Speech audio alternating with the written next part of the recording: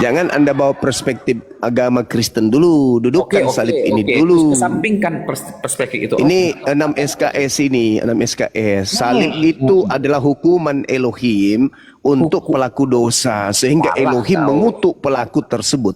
Sabar.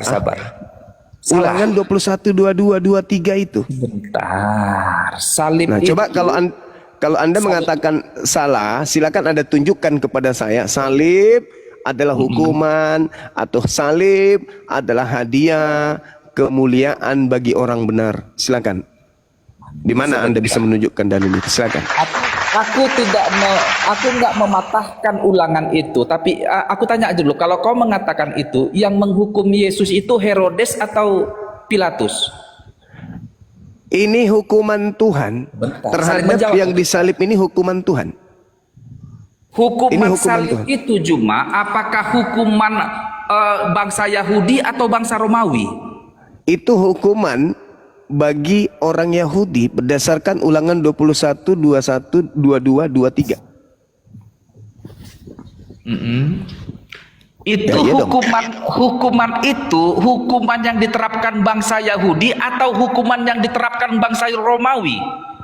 Coba tanya Paulus, kenapa dia mengambil Galatia 3:13 larinya kepada Ulangan 21? Berarti Paulus sedang mendudukkan Yesus orang yang dihukum oleh Elohim, sebab ada tertulis, terkutuklah dia yang mati digantung di atas tiang salib. Tertulis di mana? Ulangan 21.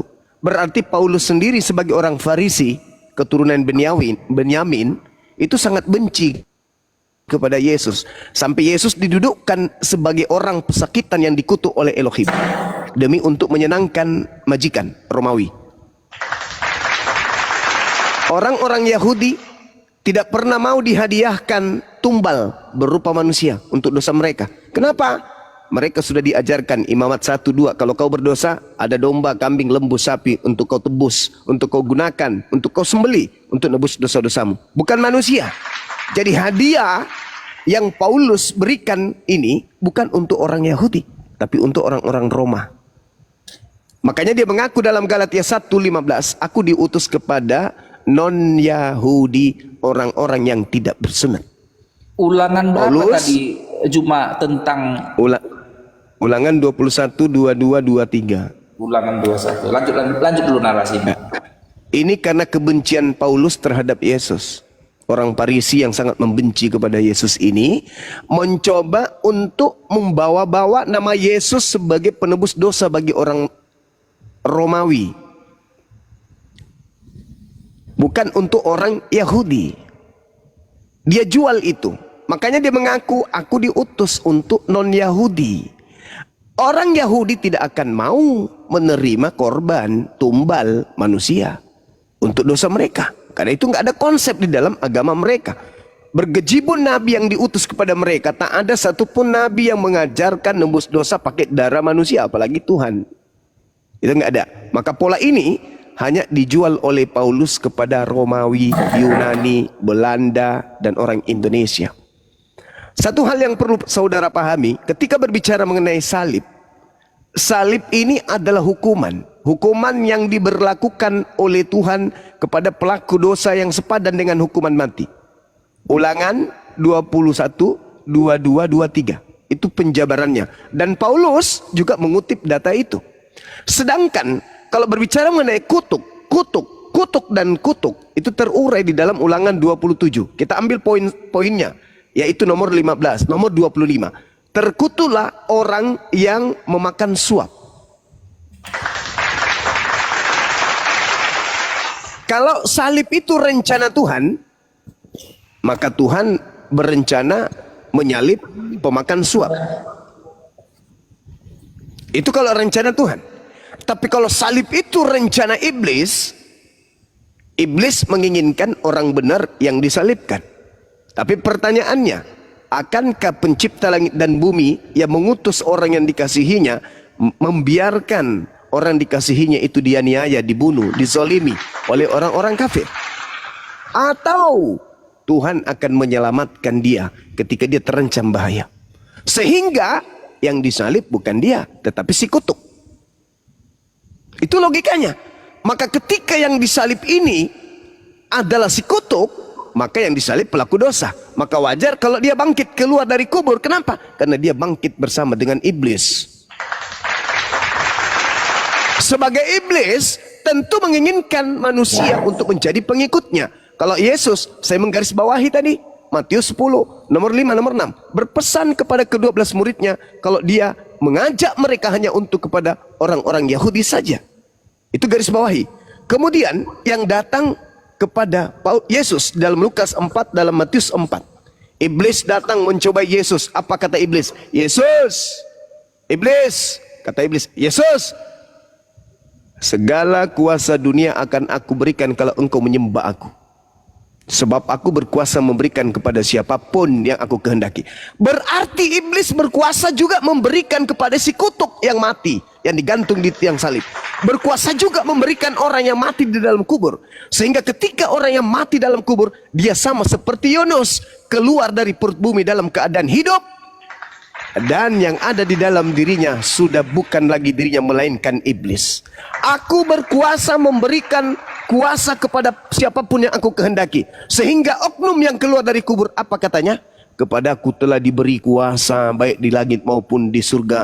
Pergilah, jadikanlah seluruh bangsa menjadi pengikutku. Pertanyaan saya, apakah Yesus pernah menerima kuasa dari langit dan di bumi? Tidak. Ketika Yesus diserahkan kuasa itu, Yesus menolak. Lalu siapa oknum ini? Dia adalah oknum yang digantung, terkutuk oleh Elohim. Silakan Anda renungkan. Oke, aku mengambil narasimu tadi Juma yang mengatakan bahwa yang bangkit dari kubur itu adalah iblis, benar kan? Orang yang kerasukan iblis. Orang yang kerasukan iblis. Yang aku ingin juga kita saling menjawab dengan tegas dan pengakuan bahwa aku mau tanya sama kau Juma, apakah menurut pendapatmu bahwa orang yang kau bilang diserupakan itu bangun dari kuburnya, benarkah itu? Yes. Bangun dari kuburnya. Ku tanya lagi kau, siapa yang membangunkan dia? Iblis. Iblis yang membangunkan orang yang diserupakan ini kan? Oke. Iya. Iblis yang membangunkan dia. Berarti aku tanya sama kau, apakah iblis bisa membangunkan orang mati? Saya jawab. Di dalam Kisah Para Rasul 2 nomor 36 khotbah Petrus, orang Yahudi harus tahu bahwa Yesus yang kau salibkan itu. Cuma sebentar, pelan-pelan. Kisah Rasul 2 ayat berapa? Nomor 29, 30, 31, 32, 33, 34 sampai nomor 40. Itu satu perikop. Kisah Rasul 2. Pelan-pelan aja kita. Kisah Rasul 2 ayat 31. Ya, 31, 32 dan seterusnya. 31, 32. Oke, kita harus saling membuktikan. Kau harus membuktikan bahwa ada iblis bisa membangkitkan orang dari kematiannya. Silakan. 31.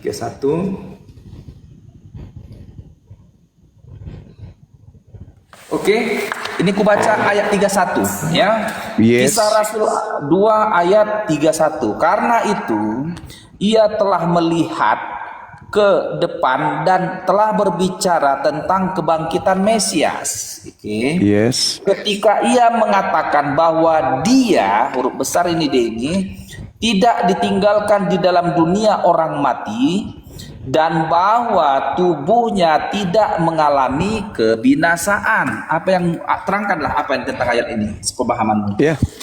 Yesus dinubuatkan oleh Daud. Dia adalah orang yang kemudian tidak ditinggalkan di alam kubur. Jasadnya tidak mengalami kematian. Baca nomor 33-nya. Tangan kanan Elohim mengangkatnya kemudian. Baca nomor 36. Sebentar. Nanti kau lanjut lagi pun. Tadi narasimu mengatakan Daud menubuatkan bahwa Yesus tidak akan ditinggalkan di dunia orang mati. Benar nggak? Yes. Berarti Yesus tidak akan ditinggalkan ke dunia orang mati. Bahwa Yesus mati, mengalami kematian. Tidak mati, dia tidak dikubur. Tidak dikubur. Ya, Sebentar, tubuhnya Yesus tidak mengalami kematian. Daud juga, kau bilang tadi, menubuatkan tubuh Yesus tidak mengalami kebinasaan. Benar begitu? yes, betul. Betul. Jadi di mana pembuktianmu bahwa iblis membangkitkan orang mati? Kapan dan siapa orang yang pernah dibangkitkan oleh iblis? Nomor 36-nya. Yesus Nomor sudah 30. diangkat di data 21, 31, 32, 33, Yesusnya sudah diangkat. Tapi terlanjur ada penyaliban. Apa kata Petrus? Maka Sebentar. Tuhan menjadikan Yesus yang kau salibkan itu menjadi Tuhan dan Kristus. Tuh. Ini setara dengan yang disampaikan Al-Quran. Inna ja'alna syayatin awliya'a lilladzina la yu'minun. Sesungguhnya aku telah menjadikan iblis itu sebagai junjungan, sebagai tuan bagi orang-orang yang tidak beriman. Oke. Coba Anda lihat. Silakan. Iblis yang dibangkitkan oleh, kau bilang tadi, Yesus palsu yang dibangkitkan oleh iblis. Ini pendapatmu ya, Yesus palsu yang dibangkitkan oleh iblis. Betul. Itu makan ikan goreng, benar? Betul sekali. Betul. Jadi Yesus itu sebelum naik terangkat ke surga selama 40 hari itu adalah iblis. Ya. Ya. Dari mana Bahkan kok? sampai di tahun 100 yang datang di Pulau Patmos itu juga iblis. Adalah iblis. Yes, yang mengaku Alpha dan Omega itu iblis. Yang mengaku Akulah Alfa dan Yesus Omega Kristus, adalah sang iblis. bintang timur, bintang gilang gemilang, itu iblis, bukan Ana Maria. Oh. Ya. Maka Yes. sebentar, dapat kusimpulkan bahwa tulisan Lukas tentang kisah para rasul adalah dusta, benar? Itu kisah. Itu kisah yang diceritakan oleh Sekarang wartawan Lukas. Begini cuma. Yang dituliskan oleh Lukas itu, Hai Theophilus dan seterusnya mengenai kisah para rasul, kisah Petrus, kisah Saulus bertobat itu adalah bohong. Saya katakan itu kisah. Kisah. Saya tidak katakan itu bohong. Kisah peristiwa yang terjadi yang dituliskan oleh wartawan. Kalau wartawannya ini pembohong, berarti beritanya bohong. Kalau wartawannya ini jujur, berarti beritanya jujur. Yang kita konsumsi sekarang ini adalah berita. Berita, kisah, peristiwa. Oke, maksudku begini. Nah, gitu.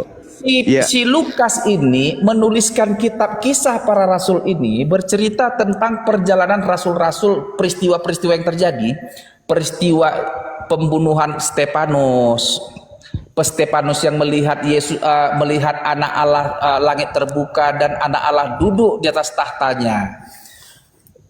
Kisah tentang si Saulus bertemu Yesus ketika perjalanan ke Tarsus. Jadi semua ini, ayat ini menceritakan tentang Yesus. Yesus yang dimaksudkan oleh si Lukas ini bagimu Juma itu adalah iblis, ya kan? Iya. Betul. Berarti kitab kisah para rasul yang ditulis oleh Lukas adalah menceritakan iblis jadi-jadian yang mengaku sebagai Yesus. Oke, yang kedua, semuanya juga begitu. Mulai kisah para rasul, Roma, Korintus, Galatia adalah dusta yang dilakukan oleh Paulus dan oleh Petrus, Yakobus, yang bernarasi bahwa Yesus adalah Tuhan di situ, yang sebenarnya menurutmu dan apologet dan para kaum Islam, Yesus setelah kebangkitan itu sebenarnya adalah iblis, benar kan? Yes. Betul. Maka debat ini nggak berguna. Selamat malam lah Juma, capek kita bertengkar karena memang udah salah paham kita dari awal. Oke lah. Kasihan ente ini. Izinkan saya berbicara agar Anda paham. Penulis-penulis Bible itu adalah seorang wartawan. Tugas Anda menilai ceritanya. Seperti ketika saya punya teman bernama Irwandi. Dia adalah seorang penulis, dia adalah seorang peneliti peristiwa, dia adalah seorang wartawan. Menuliskan satu kejadian, dia ada di TKP. Maka catatan-catatannya adalah karya ilmiah yang harus kita hargai. Tapi sepalit apapun ceritanya, sesahih apapun narasinya, itu tidak sampai pada level firman Tuhan. Kita harus menghargai. Ini karya, ini catatan, ini tulisan. Maka apa yang harus kita lakukan terhadap catatan-catatan ini? Uraikan dengan apa yang tertuang di dalamnya. Yesus berkata, waspadalah kepada penyesat yang datang kepadamu. Wajib. Kalau itu Anda imani sebagai sabda Yesus, maka wajib nubuat, ramalan, peristiwa itu berlaku. Maka harus ada penyesat yang datang kepada murid Yesus angkatan pertama yang mengaku sebagai Kristus. Wow, apakah cerita itu ada? Ada. Pada zaman apa dan pada saat gimana? Pada saat Paulus menuju ke Damsyik, ada tokoh yang datang kepadanya mengaku Yesus Kristus. Satu. Yang kedua, pada saat murid Yesus masih hidup di bumi, ada tokoh yang datang mengabarkan dia pernah bertemu dengan gurunya di padang gurun. Terpenuhi. Siapa yang datang kepada mereka? Paulus. Siapa yang datang kepada Paulus? Yesus. Apa yang Anda ragukan? Kalau Anda menggunakan akal, perkara ini sudah selesai. Makanya Anda, oh sudah, kita nggak usah berdiskusi. Memang betul. Karena uraian-uraian itu sudah menjabarkan isinya sendiri, bahwa apa yang dinubuatkan oleh Yesus tergenapi. Dan orang banyak yang disesatkan Kristus yang datang kepada Paulus itu namanya aliteng alias Kristen. Cobalah Anda mendewasakan diri. Coba matangkan diri Anda dalam beragama. Jangan doktrin, jangan dogma. Kalau hanya dogma doktrin pasti akan menolak isi Bible. Tapi kalau Anda menggunakan data, logika, akal sehat, intelijensi yang Anda punya, logika, kemampuan berpikir, kerangka yang ada dalam otak Anda, dari A, B, C, dan Z dan seterusnya, hijau, kuning, dan seterusnya, benar baik tidaknya, Anda pakai itu semua untuk menganalisa apa yang muncul dalam Bible, akan menghantarkan Anda kepada syahadatain. Sederhana saudara, hanya karena saudara terlanjur Kristen. Dari kecil dicocokin oleh apa? Doktrin dogma. Mama, itu foto siapa, Ma? Itu foto Tuhan kita, sayang. Mama, itu patung siapa? Itu patung mama Tuhan kita. Lalu yang digendongnya, itu Tuhan kita.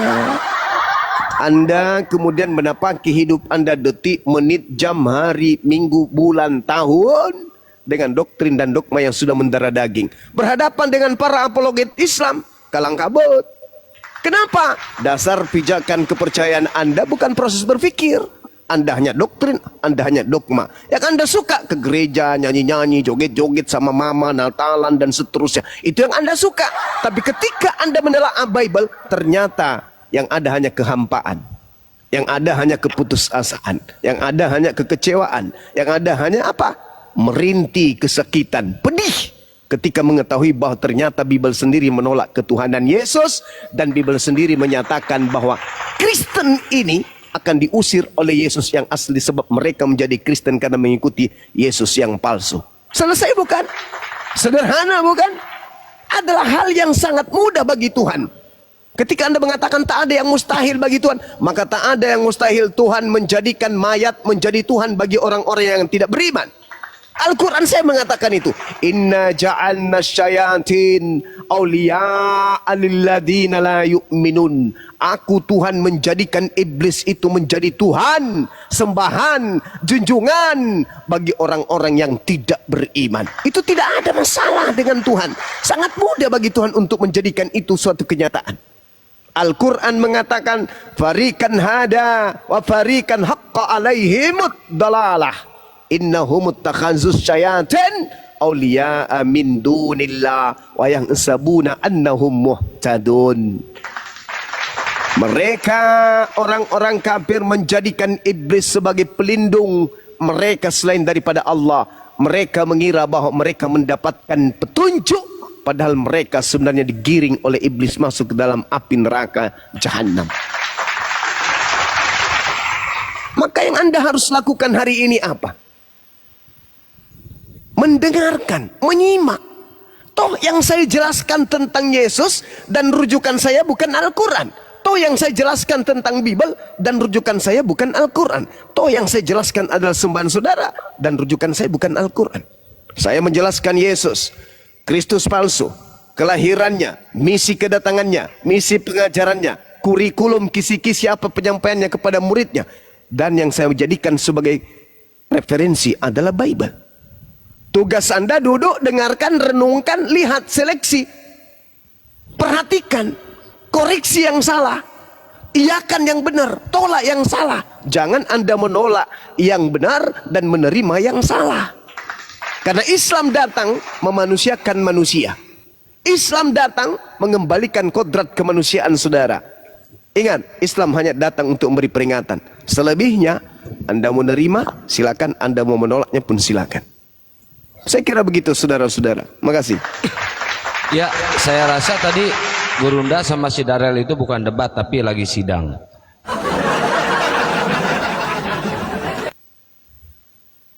Ini ada Ridon dulu, Ridon. Alea sama Yohanes, Muslim apa Kristen? Alea, Yohanes, dibuka mute-nya. Alea, Yohanes, Muslim apa Kristen, dibuka mute-nya, bro. Yohanes. Ya, ya. Kristen, Bang. Iya. Ya, silakan. Kalau mau diskusi silakan, kalau mau bertanya silakan, kalau mau ditanya juga nggak apa-apa. Aduh, si Riyandi jangan dinaikkan, moderator. Ini kita nggak menanggapi orang gagap. Silakan Bang Yohanes. Ya, saya menanggapi Bang Juma. Apa yang Anda jelaskan tadi bahwa itu salah total. Ya, kalau salah dijelaskan Bang. Kalau salah dijelaskan Bang. Ya, kalau Anda menganggap bahwa Yesus itu tidak bangkit dan dia bukan Tuhan. Dia adalah Tuhan semesta alam. Dan dia dikutuk itu bukan menanggung dosa yang diperbuatnya, tetapi itu dosa manusia, termasuk dosa saudara.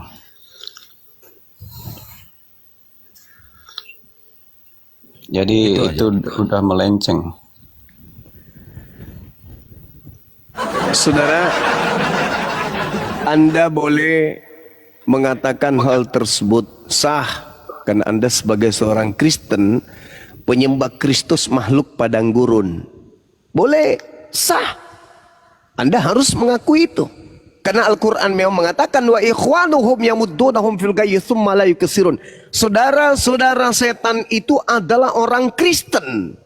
Mereka orang Kristen akan membantu iblis untuk mendurhakai Tuhan. Sekarang mari, pernyataan saya yang berdasarkan Al-Quran ini, bantu saya kalau itu salah. Tunjukkan kepada saya, sabar, tunjukkan kepada saya, Bani Israel oleh Tuhan yang datang kepada Abraham, Ishak dan Yakub diajarkan menebus dosa mereka dengan menggunakan tumbal manusia. Silakan. Oke, Bang Juma. Silakan saudara. Nah, saya bertanya nih. Oh, gitu. Ya. Jadi Kirain mau ngejelasin, tadi katanya salah total. Aduh. Bukan, beda orang. Tadi yang ngomong Ridon. saya balik bertanya. Enggak, ini. dia Yohanes, Ridon belum ngomong. Ya, saya balik bertanya ini. Jawaban pertanyaan saya mana? Dijawab dulu. Belum. Oh, belum. Ya. Yang kalian agung-agungkan itu Muhammad itu dia bangkit nggak dari kuburnya? Nggak ada standarisasi bangkit atau tidak bangkit, saudara. Kami sedang mensucikan dan membersihkan fitnahan Kristen dari fitnahannya kepada Yesus, bukan kepada Nabi Muhammad. Ya berarti kalian menyembah orang yang sudah mati. Menyembah orang yang sudah mati. La haula wala quwwata illa billah. Kok jadi kita menyembah orang yang mati ya? Nabi Muhammad hidup saja kita nggak sembah, apalagi mati. Apalah saudara-saudara Kristen.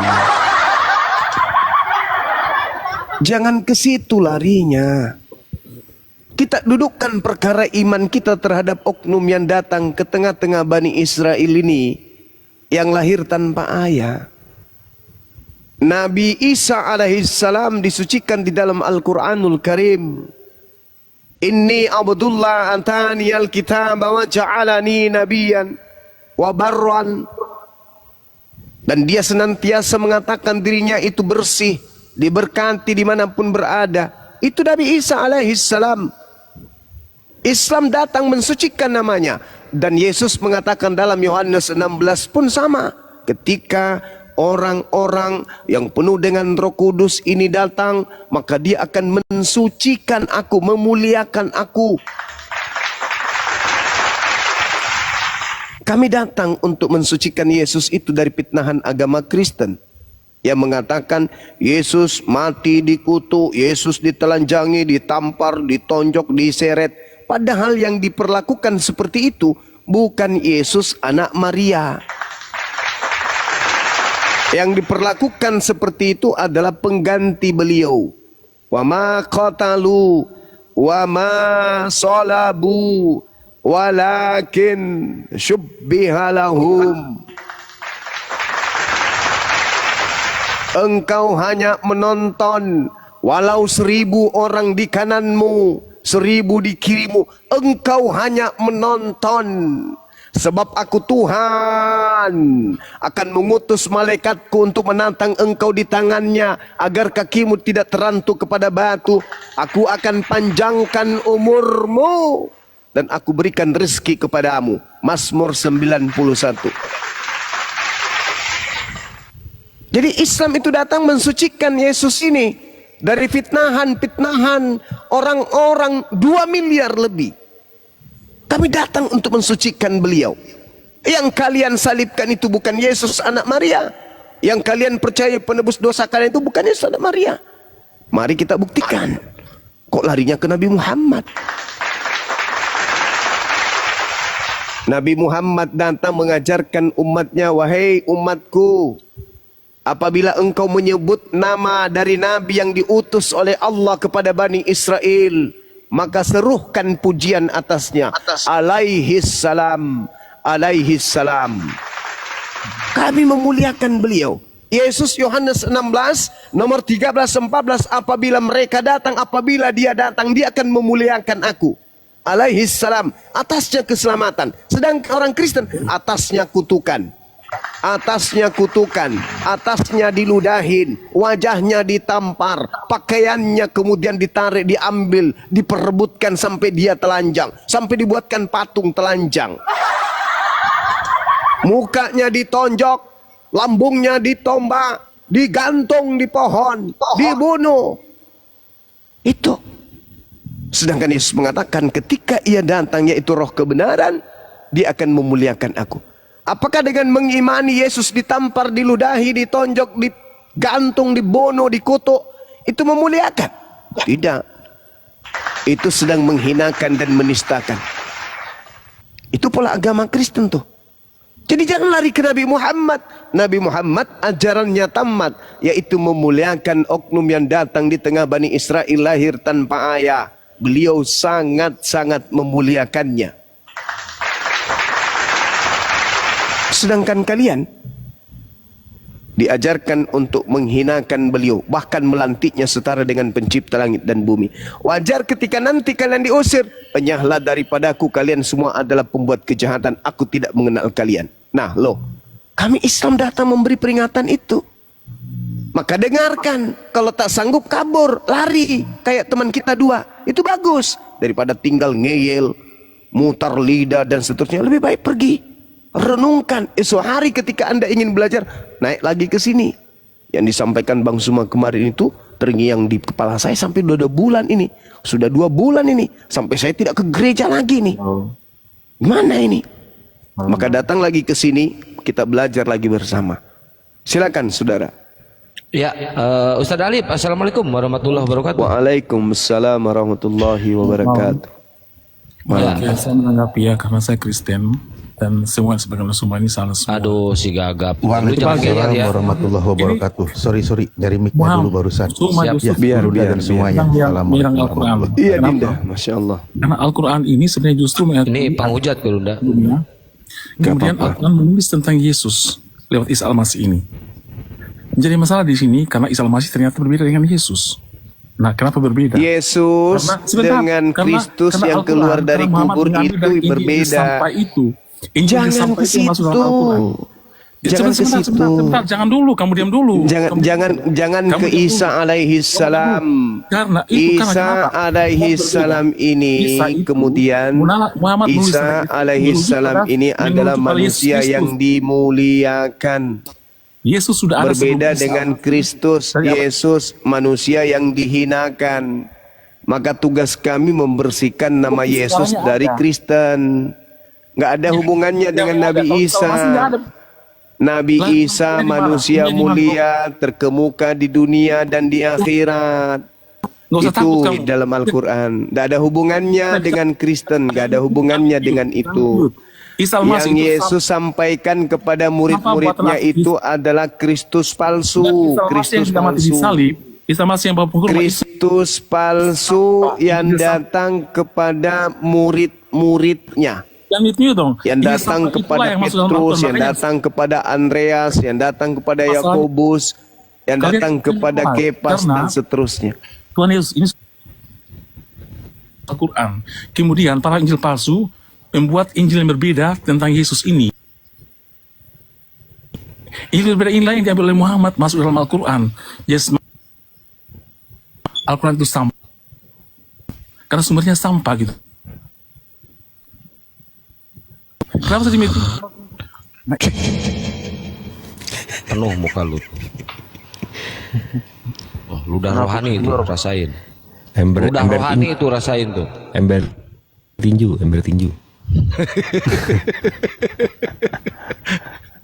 Kenapa dilempar bang? Dia ngomong sendiri, saudara. Dia kayak mesin ketip peninggalan Belanda tahun 3. Mesin ketik peninggalan Belanda. Bang Jibril masih punya tuh Lunda tuh. Apa hubungannya coba apa hubungannya dengan Nabi Muhammad Isa alaihissalam dengan Yesus Kristus yang keluar dari kubur? Apa hubungannya? Yesusnya mengatakan waspadalah kepada penyesat yang mengaku bertemu Kristus di padang gurun. Nabiku Nabi Muhammad tidak pernah mengaku bertemu dengan Kristus di padang gurun. Paulus mengaku bertemu Kristus di padang gurun. Kok larinya ke Nabi Muhammad? Ini orang nggak mau belajar ini. Lembutkan hati kalian menerima kebenaran. Jangan egois. Toh kalau kalian ini membela, toh Yesus tidak mengakui kalian. Tidak mengenal kalian. Kalian bermukjizat, kalian bernubuat. Tapi Yesus mengatakan apa? Kalian pembuat kejahatan, aku tidak mengenal kalian. Apa nggak malu digituin sama Yesus? Nggak malu? Kami datang untuk menolong saudara, lembutkan hati saudara. Dengarkan, kalau ada yang keliru, luruskan. Bang Suma salah. Tidak seperti itu Bang Suma, luruskan. Jangan nyebrang ke Al-Quran.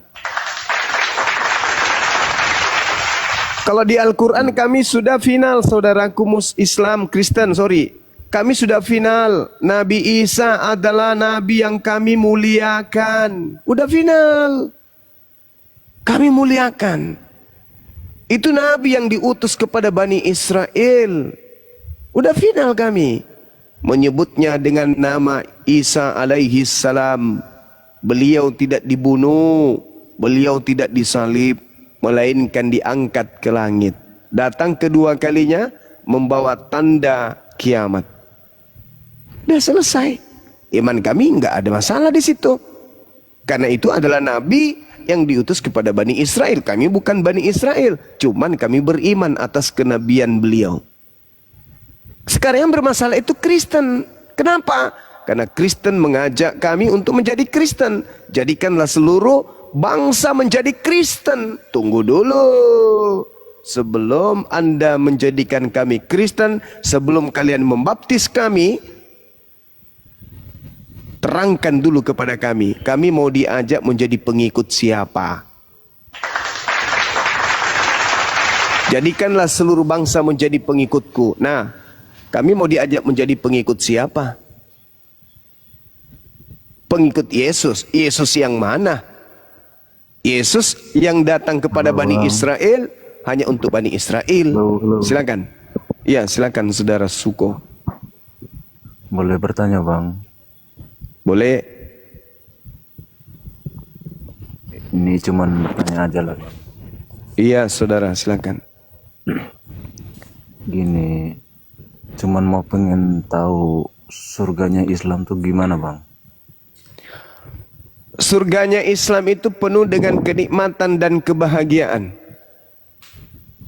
Adakah manusia di muka bumi ini tidak ingin berbahagia? Hanya orang gila yang tidak ingin berbahagia. Surganya Islam penuh kebahagiaan, penuh dengan kenikmatan. Maka hanya orang yang kekurangan akal yang tidak mau kenikmatan. Hanya orang gila yang tidak mau kebahagiaan. Surganya Islam penuh dengan kebahagiaan dan kenikmatan. Terus? Iya, soalnya kita pernah dengar-dengar surganya Muslim katanya banyak bidadari ya. Iya, betul. Wow. Kenapa jadi wow? Maksudnya ngapain bidadari di surga? Islam surganya penuh dengan kebahagiaan, penuh dengan kenikmatan. Jadi bukan hanya bidadari, tetapi seluruh kebahagiaan disiapkan oleh Allah. Segala kenikmatan disiapkan oleh Allah di dalam surga. Sekarang kalau saya disuruh memilih, di surganya umat Islam penuh dengan kebahagiaan. Tetapi di surganya Kristen penuh dengan kesengsaraan, penuh dengan ketakutan, penuh dengan hal-hal yang kemudian mengerikan. Itu di surganya orang Kristen. Sekarang sebagai orang yang berakal, hidup sebagai seorang Islam di atas muka bumi ini, diperintahkan beramal, berbuat kebaikan. Hablum minallah dijaga, hablum minan nas dijaga. Lalu kemudian ketika mati masuk ke dalam surga, alam yang penuh dengan kebahagiaan dan kenikmatan. Apa yang salah dibandingkan dengan Kristen? Hidup di dunia tak ada larangan haram halal, semua diambat. Lalu kemudian mereka mati masuk ke dalam tempat yang penuh dengan kesengsaraan, penuh dengan hal-hal yang mengerikan. Lalu Masalahnya adalah konsep surga Islam ini diambil dari agama Zoroaster. Bidadari itu diambil. tak ada urusan mau diambil dari manapun, tak ada urusan. Itu surga kami, itu surga kami. Jangan lempar-lempar aja. Itu urusan kami, itu surga kami. Sekarang kita membandingkan. Kalau di surgamu, suara Tuhan menyemburkan nyala api. Tahta-tahta diletakkan, lalu duduklah yang lanjut usianya, pakaiannya putih seperti salju dan rambutnya bersih seperti bulu domba. Kursinya dari nyala api dengan roda-rodanya dari api yang berkobar-kobar. Sebab Tuhan adalah api yang menghanguskan, Tuhan yang cemburu. Sebab Tuhan kita adalah api yang menghanguskan. Maka timbullah peperangan di surga. Mikail dan malaikat-malaikatnya berperang melawan naga itu, dan naga itu dibantu oleh malaikat-malaikatnya. Asap mengepul dari hidungnya, api yang menghanguskan keluar dari mulutnya, bara api keluar dari dalamnya.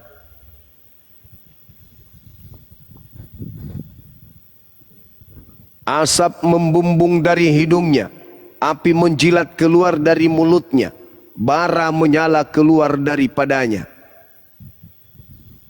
Mending saya di surganya umat Islam penuh dengan kenikmatan. Yang kayak tadi itu apa? Mau ngapain?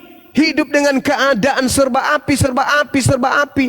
Kursinya pun rodanya api. Bernapas pakai api. Menghembuskan napas yang keluar api. Mata menyala, mulut keluar api. Ini kayak kompor gas 12 sumbu.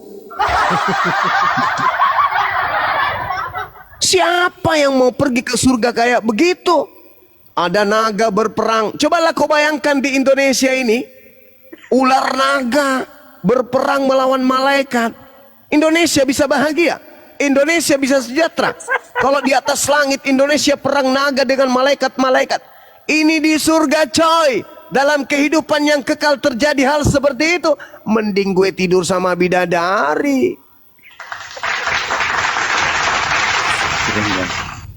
Ya iya dong. Sekarang pilih mana?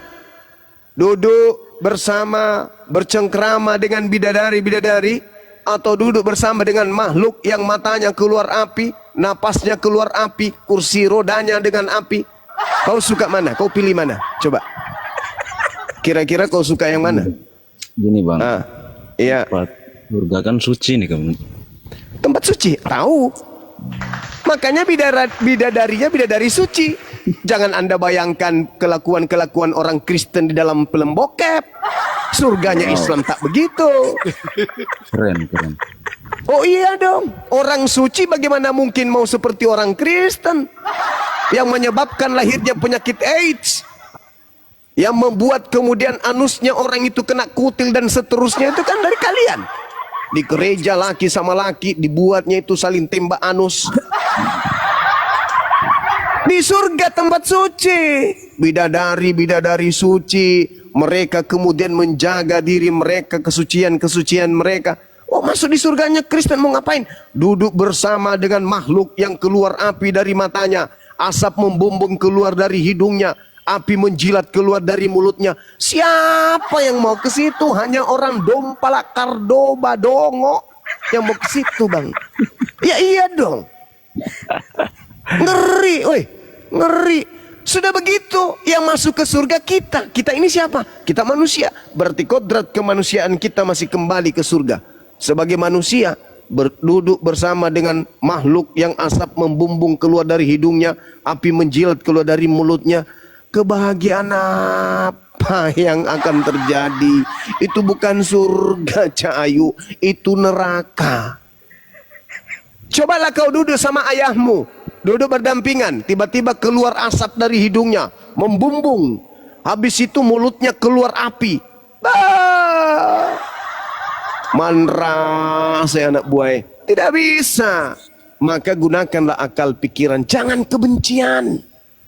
Oh, di surga ada kemudian bidadari. Ya dibandingkan di kitabmu Yohanes 21:31, pesundal-pesundal memenuhi surga. Mending bidadari kalau pesundal masuk di dalam surga. Oh, udahlah, kata blender, bola kaki pun bisa masuk. Kalau pesundal, Bung, singkong begitu masuk keluar tape. Kalau pesundal, ini bidadari, coy. Bidadari. Keren bang surga kalian. Oh, Masya Allah, luar biasa. Itu baru surga. Kata Yesus begini. Di dalam Yohanes 5 nomor 29, manusia seluruhnya akan dibangkitkan. Bagi yang berbuat baik akan dihukum, akan diganjar dengan surga. Bagi yang berbuat jahat akan diganjar dengan neraka. Begitu orang Kristen keluar, wah, orang baik diganjar dengan kebahagiaan katanya. Dengan kebahagiaan diganjar dengan surga. Tapi masuk surga menggaplek sama makhluk yang keluar api dari mulutnya. Bah, hancur gapleknya, kebakar. Baru juga mau makan, yang di sampingnya bersin, keluar api. Bah, hancur sudah. Gimana ceritanya? Baru mau ngomong, Babe, mau kemana babe? Baru mau sudah keluar api menyala kayak disiram bensin. Ini apaan, Rek?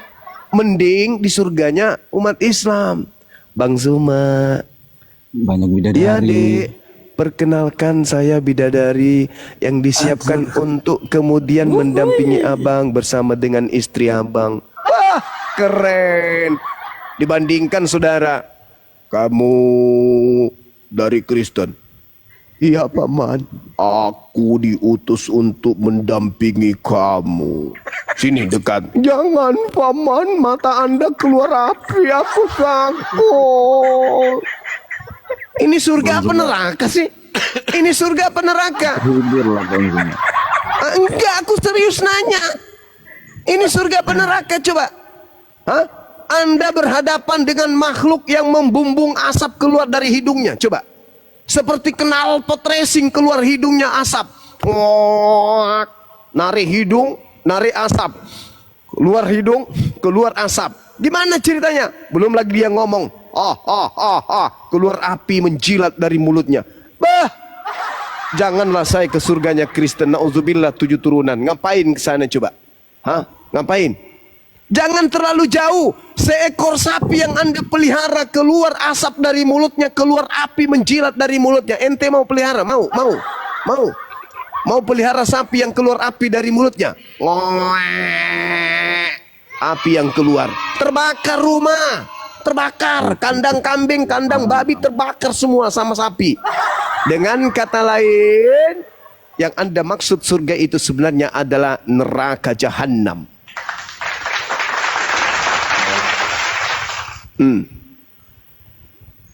Boleh tanya satu lagi Kak? Iya. Oke. Keo. Ini kalau boleh tahu Bang, ini cuman bertanya aja ya. Iya. Kalau ada ayat dalam Al-Quran Cepat Belanda keburu lewat. tentang sunat Bang,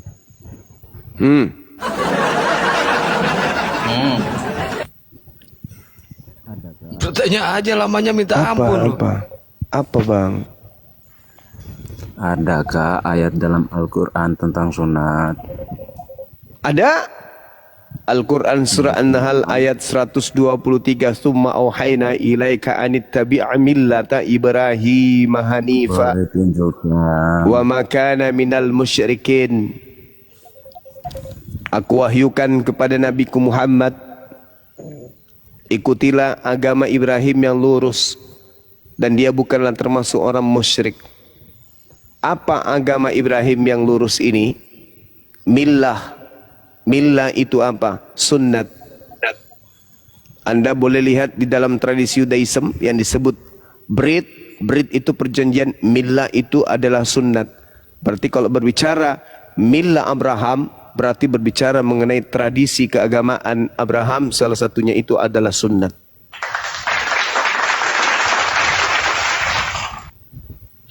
Gurunda izin. Gurunda. Siap. Teleponnya diangkat dulu Arjen. Biar Bang Handi yang ambil alih dulu atau Bang Zulkifli. Bang Handi lanjut dulu Bang Handi. Ada Arjen. Bang Handi. Atau Bang Zulkifli, Siap. Diambil alih dulu Bang, Iya, silakan. Silakan, Bang Suko. Kita bahas. Lanjut. Enggak, cuman bertanya aja. Iya, apa? Kalau memang ada boleh bisa ditunjukin. Apa itu? Tentang sunnah tadi Bang, dalam Quran. Nah, itu sudah Dalam tadi Quran. dijelaskan sama Gurunda tadi. Salah satu perintah dan larangan. Salah satu perintahnya adalah yaitu mengikuti mila Ibrahim. Salah satu mila Ibrahim adalah sunat. Enggak minta data dalam Al-Quran. Iya, sudah tadi dijelaskan sama Gurunda tadi. Gimana Bang? Sudah tadi dijelaskan sama Gurunda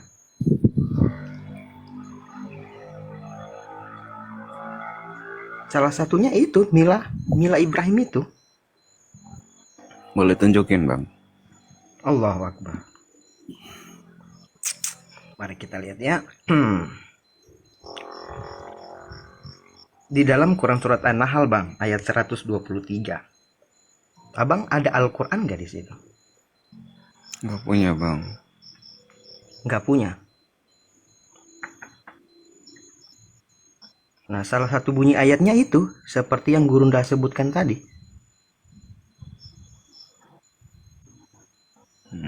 Gitu ya. Apalagi? Nggak, cuman itu aja lah bang. Silakan yang apa namanya? Abang mau bertanya apa lagi lah selain itu. Udah enggak, itu aja dah. Cuman mau tahu aja. Kalau Bang Suko sendiri ini dari apa? Dari Kristen Protestan ya? Nggak, kita dari Katolik. Oh, Katolik. Yo.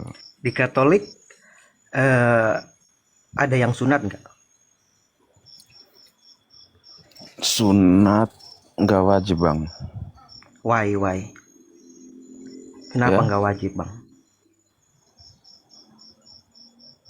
Kalau setahu saya sih sunat itu sebetulnya tradisi sih bang. Tapi kan itu perintah Tuhan bang. Kenapa bang? Sunat itu perintah Tuhan, perjanjian kekal Tuhan. Ketika tidak ada orang yang melakukan perjanjian kekal Tuhan, itulah orang yang tidak bersunat itu. Karena dia melanggar perjanjian kekalku. Nah, salah satu perjanjian kekal Tuhan antara Abraham dan semua keturunan sampai turun temurun. Halo. Ya, halo. Gimana Tri bang? Sunat itu perjanjian kekal Tuhan bang. Bunuhlah orang yang tidak bersunat karena dia melanggar perjanjian kekalku. Nah, ini kan salah satu perjanjian kekal Tuhan antara Abraham, ya kan? Dan sampai semua beribu-ribu keturunannya sampai turun temurun. Nah, pertanyaannya, kalau misalnya Bang Suko katakan bahwa itu hanyalah tradisi, nah bagaimana di firman Tuhan yang teman-teman Kristen percayakan sebagai wahyu atau sebagai perkataan Tuhan, tapi Bang Suko sendiri tidak mengikuti apa yang diperintahkan oleh Tuhan? Kalau kami orang Islam mengikuti milah daripada Ibrahim alaihissalam. Diperintahkan sunat, kami bersunat. Diperintahkan jangan makan babi, kami gak makan babi. Diperintahkan jangan mabuk, kami gak mabuk. Ya kan? Nah, artinya Berarti kalau misalnya makhluk macam lele apa kan nggak perlu makan kan? Bang, di dalam Al-Quran itu sudah dijelaskan yang mana yang harus kita makan dan mana yang tidak. Salah satunya adalah babi. Babi itu diharamkan. Ya kan artinya kalian ikut hukum Taurat kan?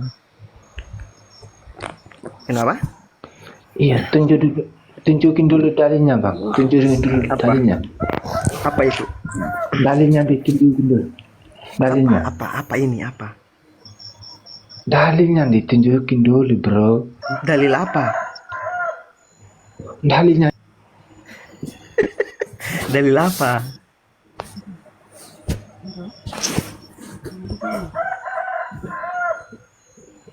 Dalil apa Bang Nathan?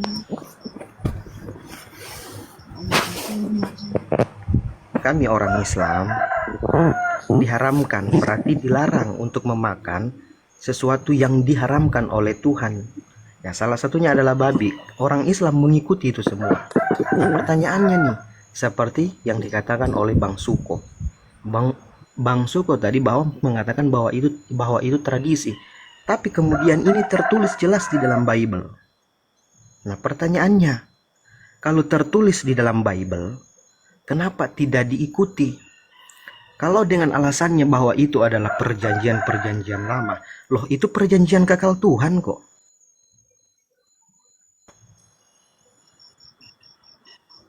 Ya kan? Dan jelas di situ.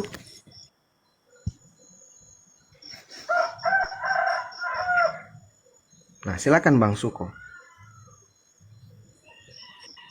Enggak, cuman itu aja lah bang. Apa lagi?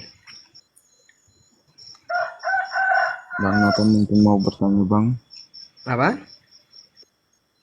Abang Nathan mau bertanya mungkin. Lindy. Ya silakan.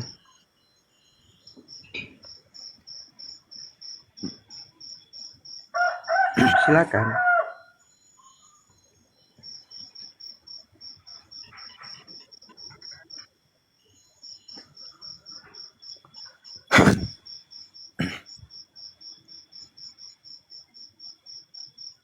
Nah, kenapa diam ini? Ini Linda ini Islam atau Kristen Linda ini?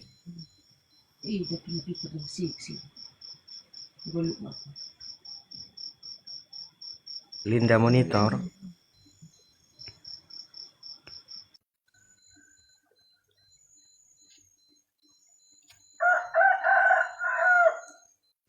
Bang Nathan, silakan Bang Nathan. Baik, terima kasih ya. Saya ingin tanggap sedikit dulu tentang surga Islam ini yang tadi disebutkan tadi itu. Surga Islam. Kasihan. Jangan langsung turunkanlah. Bang Nathan, silakan Bang Nathan.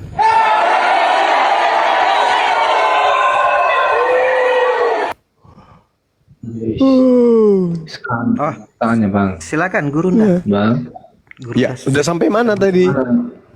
Itu Gurunda sampai di pengharaman bangkai daging babi dan tentang sunat tadi. Silakan Fadol Gurunda. Iya, kalau di Islam perintah sunatnya tadi sudah ya. Ketika berbicara mengenai millah, berarti berbicara mengenai ajaran. Ajaran Ibrahim. Dan ajaran Nabi Ibrahim itu tentu orang Kristen pun tahu. Salah satunya adalah mengajarkan keturunannya untuk bersunat. kau lari Nah, kemana-mana lagi bang? Nabi Muhammad diperintahkan untuk mengikuti ajaran tersebut. Salah satunya perjanjian millah, Brit millah, perjanjian sunat.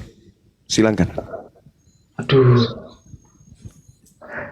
Coba tunjukin dalilnya di mana itu yang suruh kalian sunat di mana? Itu Cepat Al-Quran tunjukin. surah An-Nahl ayat 123.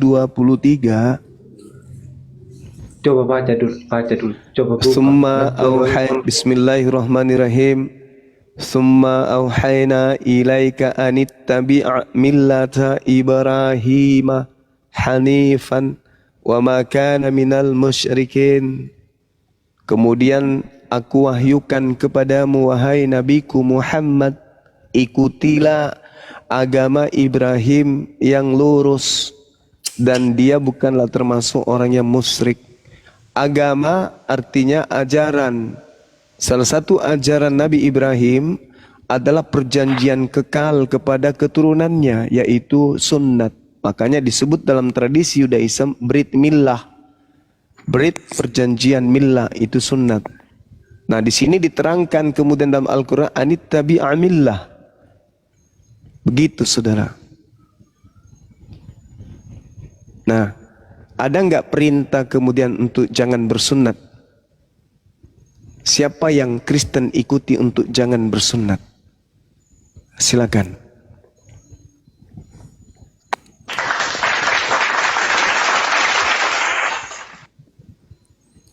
Halo bang. Biarkan saudara Nathan dulu untuk menjawab. Tuhannya Abraham, Ishak dan Yakub memerintahkan sunat. Tuhan yang datang kepada Nabi Muhammad, Tuhannya Nabi Muhammad memerintahkan kemudian ikut millah Abraham atau Ibrahim. Sama. antara Bang. perintah yang datang kepada Nabi Ibrahim, perintah yang datang kepada Nabi Muhammad sama, yaitu sunat.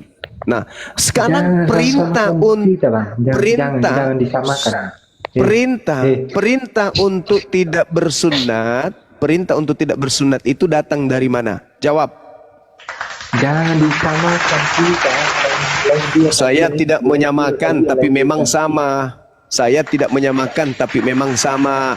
Summa awhayna ilaika an ittabi'a millata Ibrahim hanifa wa ma kana minal musyrikin.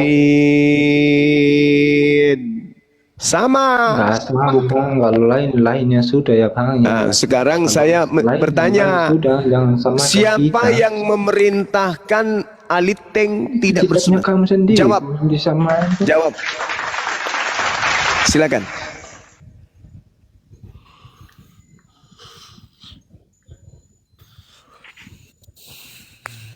Apa? Silakan apa yang disilakan? Jawab. Halo. Loh, Siapa yang memerintahkan Kristen untuk Kok tidak jangan bersunat? Silahkan. nggak ada kita yang namanya kajian itu.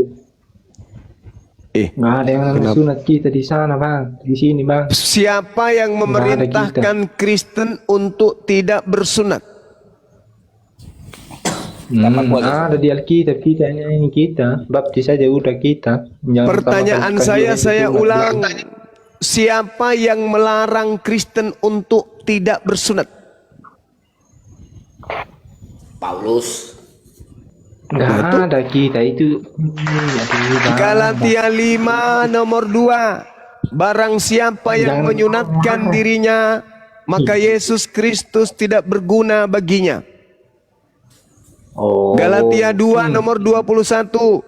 Barang siapa yang mengharapkan kebenaran dari hukum sunat, maka sia-sialah kematian Yesus Kristus. Galatia 5 nomor 4. Jika engkau mengharapkan kebenaran dari hukum sunnat, maka engkau akan keluar dari kasih karunia. Pertanyaan saya, Paulus mendapatkan perintah untuk tidak bersunat ini dan mengatakan hukum sunat itu bukanlah sebuah kebenaran, itu dari mana? Jawab. Iblis. Jawab. Nggak ada kita di sini, Bang. Nggak ada kita. Goblok. Siapa yang mengajarkan Paulus mengatakan bahwa hukum sunat itu bukanlah sebuah kebenaran? Nggak ada kita sunat di sini, Bang. Nggak ada. Galatia 5 nomor 4, Galatia 2:21, Galatia 5 nomor 2. Bang, lain juga kitabnya kamu tuh. Coba kamu baca Galatia 5 nomor 2. Kamu, Bang. Lain juga kitabnya kamu. Saudara, coba Anda baca Galatia 5 nomor 2. Beda, Bang. Beda. Coba Anda baca Galatia 5 nomor 2. Beda kita nih, Bang. Beda agama. Biar kita beda, tetapi saya meminta Anda membaca Galatia 5 nomor 2. Apa kamu ini? Bacalah itu Galatia 5 nomor 2. Susah kali kau. Diajak jadi manusia berat. Halo, Bang Cuma. Halo. Iya, halo. Saya mau nanya, Bang. Iya. Ini pasien semua ini yang naik. Iya. Kalau Yesaya 29 ayat 12 itu apa menceritakan nubuatan Nabi Muhammad, Tuhan? Gimana? Yang Yesaya berapa? Yesaya 29 ayat 12. Dan apabila kitab ini diberikan kepada seorang yang tidak bisa membaca, apakah itu nubuat Nabi Muhammad? Kalau ini kita lihat Yesaya 29, ini bercerita tentang Bani Israel, Yehuda, dan juga zaman Hezekia, Yotam, dan seterusnya. Tidak bercerita tentang Nabi Muhammad. Akan tetapi, kalau kita melihat narasi yang ada di dalamnya, apabila kitab itu diberikan kepada seorang yang tidak dapat membaca dengan mengatakan bacalah ini, maka orang tersebut akan menjawab aku tidak dapat membaca. Apakah ini digenapi oleh Nabi Muhammad? Jelas, itu tak diragukan lagi. Tapi mungkin ini bukan untuk Nabi Muhammad. Akan tetapi kalau ini bukan untuk Nabi Muhammad, lalu untuk siapa?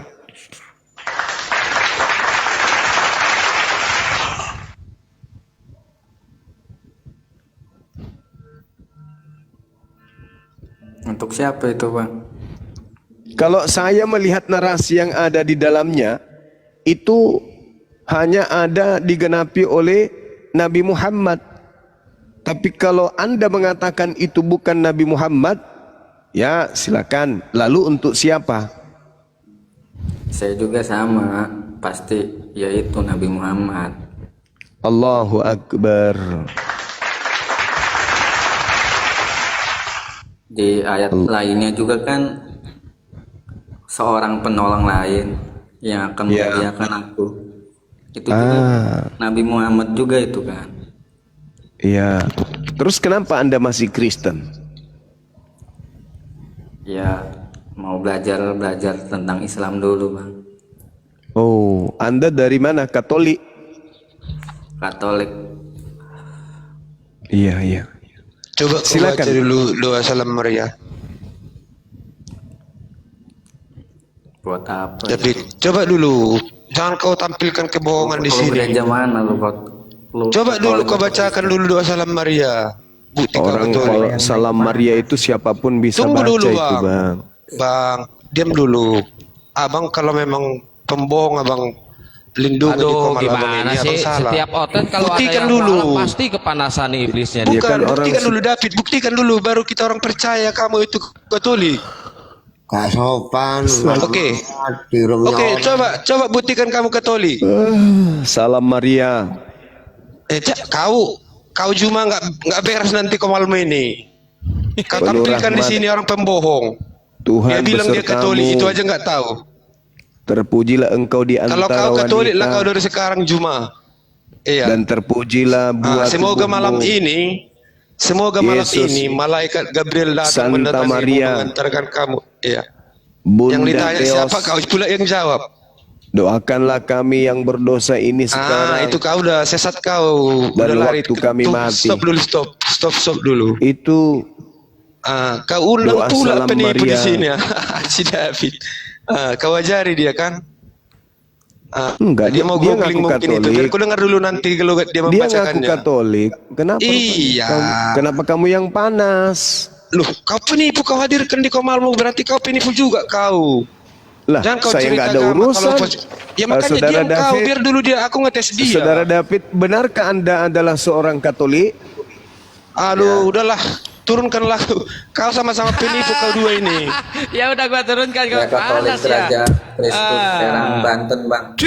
Kenapa? Katolik Gereja Kristus Raja Serang Banten. Oh, dari sejak kapan Katolik? Besok? Dari sejak lahir. Dari sejak lahir. Tapi kenapa tadi diminta untuk membaca Maria salam doa, Anda nggak baca? Ya buat apa? Supaya beliau yakin kalau Anda Katolik. Nggak perlu lah. Jadi bagi Anda Yesus itu siapa? Ya kalau sekarang sih masih ambigu, Bang. Ada yang bilang Tuhan. Soalnya kan hanya ada Allah saja, itu Bapa. Terus Hanya Yesus ada sendiri? Tuhan. Yesus juga Tuhan. Yang Anda ibadahi, yang Anda sembah siapa? Bapak. Bapak, bukan Yesus. Kan itu sama-sama seperti sama-sama itu Bang, sama. Oh, jadi Yesus juga adalah Tuhan. Iya. Nah, ini bukti kalau beliau ini Katolik. Seorang Muslim, sehina-hinanya dia dalam pandangan agama Islam, serendah-rendahnya, tidak akan mau mengakui Yesus sebagai Tuhan. Nah, ini dia sudah akui Yesus Tuhan, berarti ya jelas beliau bukan seorang Muslim. Nah, kalau misalnya ada orang Katolik, ada orang Protestan yang kemudian belajar tentang nubuat dan itu kemudian didudukkan sebagai Nabi Muhammad, ya karena memang faktanya begitu. Siapa nabi di antara orang Kristen yang diberi kitab lantas mengatakan aku tidak bisa membaca? Adakah? Ada? Ada? Gak ada. Nggak ada. Siapa kemudian yang datang dengan membawa misi keselamatan sebagaimana agama yang dibawa, yaitu salam, Islam, salam, selain daripada Nabi Muhammad? Apa ada? Gak ada. Nggak ada. Jadi kalau Kristen ini menolak, berarti Kristen harus menghadirkan siapa yang kemudian diberi kitab lalu mengatakan aku tidak bisa membaca. Itu kitab termaterai loh. Artinya tidak semua orang bisa membaca kitab tersebut. Kitab itu sudah 1400 tahun silam berada di tengah-tengah kita. Tapi banyak manusia biliaran, manusia tidak bisa membacanya karena termaterai. Oke lah, mungkin bukan Nabi Muhammad. Tapi boleh tidak saya minta tolong pada saudara-saudara Kristen? Di dalam Kisah Para Rasul 3:22-23, bukankah di dalam kitab Taurat Musa dikatakan Tuhan akan mengutus seorang nabi yang sama seperti Musa? Dan akan terjadi dan akan terjadi siapa yang tidak mendengarkan nabi itu akan dibasmi dari umat kita. Nah, siapa nabi yang dimaksud yang sama seperti Musa yang menjadi pembasmi kejahilian ini? Nabi mana itu? Nabi Arab. Ah, tuh pintar. Ikuti saya abangku. Asyhadu. Bang. Ya. Ya. Kenapa Allah itu tidak memberikan kitab Al-Quran itu dari Nabi Adam gitu? Kenapa Oh, nggak bisa. Kalau Al-Quran diwahyukan dari sejak Nabi Adam, maka tak ada manusia yang selamat sampai kepada abad ke-7. Kenapa? Hukum-hukum di dalam ajaran agama Islam itu sangat berat. Sedangkan pada zaman Yesus aja, Yesus mengatakan apa? Masih banyak yang ingin aku ajarkan kepadamu, tapi kamu belum sanggup untuk menanggungnya. Itu di abad 1 loh. Bagaimana sebelum Masehi? Nabi Adam lagi mau diajarkan Al-Quran, mati meja. Bagaimana ceritanya Nabi Adam alaihissalam bisa menjalankan syariat Islam yang begitu sempurna, yang begitu kompleks? Gak bisa. Diperintahlah kemudian Nabi Adam alaihissalam untuk sholat 5 kali sehari semalam. Diperintahlah kemudian Nabi Adam alaihissalam untuk berhaji. Gak bisa bang. Gak bisa, belum. Yesus aja mengatakan masih banyak yang ingin aku ajarkan, kamu belum sanggup. Tapi ketika ia datang, yaitu seorang penolong lain, dialah yang akan mengajarkan segala sesuatunya tentang hukum-hukum keadilan dan pengisapan dunia akan dosa. Begitu. Maka tepat waktunya, ritmenya, ketika Allah sudah menyempurnakan semua kehidupan manusia, maka diutuslah hukum-hukum penyempurna ini. Makanya dari abad ke-7, ajaran Islam itu sudah bisa terrealisasi dari zaman ke zaman, dimanapun itu berada. Begitu saudara David.